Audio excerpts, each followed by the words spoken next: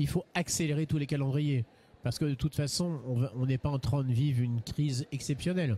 On est rentré dans une crise énergétique extrêmement profonde, qu'on annonce depuis longtemps sur des questions climatiques. L'Ukraine est un accélérateur.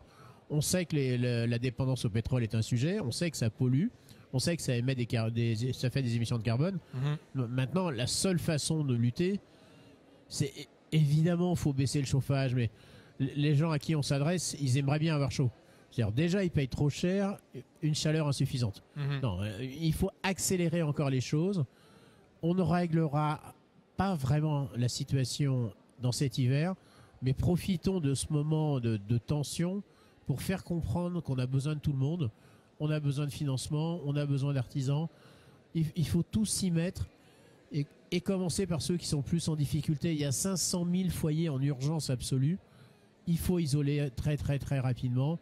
On sait le faire, mais très rapidement, c'est pas quelques mois. C'est évidemment, nous on espère éradiquer la précarité énergétique de ces 500 000 foyers à échéance de 2030. On est sur un enjeu à la fois social et de grande précarité et aussi environnement climat.